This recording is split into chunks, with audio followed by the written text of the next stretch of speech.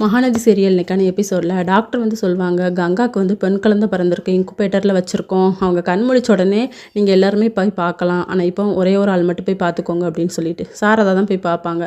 இன்றைக்கி உனக்கு வந்து பொன் குழந்தை பிறந்திருக்குடி, ஒன்றே மாதிரியே இருக்குன்னு சொல்கிறாங்கடி, சீக்கிரம் கண்ணை முழிச்சு பாருடி அப்படின்னு சொல்லிட்டு ஃபீல் பண்ணி அழுதுட்டு வருவாங்க.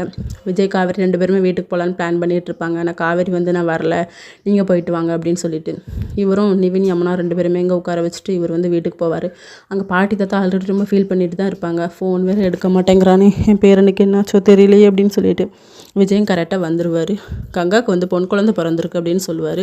சரி சந்தோஷம்ப்பா அப்படின்னு சொல்லிட்டு அதுக்கப்புறம் சித்தப்பா கிட்ட வந்து பசுபதியோட வீடுங்க சென்னையில் எங்கெல்லாம் இருக்குது, எத்தனை வீடு இருக்குது, எனக்கு கொஞ்சம் இன்ஃபர்மேஷன் வேணும் அப்படின்னு சொல்லி கேட்பார். அவரும் தெரிஞ்சதை வந்து சொல்வார்.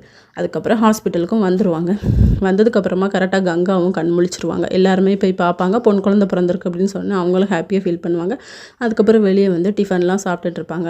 ஆஃபீஸில் வேலை பார்க்க ஒர்க்கர்ஸ் எல்லாருமே வருவாங்க. உங்களுக்கு வந்து காவலாக தான் இவங்கள வர சொல்லியிருக்கேன், பசுபதி ஆட்கள் வந்து யாரும் ஹாஸ்பிட்டலுக்கு வந்துடக்கூடாதுல்ல, அதனால தான் அப்படின்னு சொல்லி விஜய் சொல்வார். இதோட இன்றைக்கான எபிசோட் முடியுது.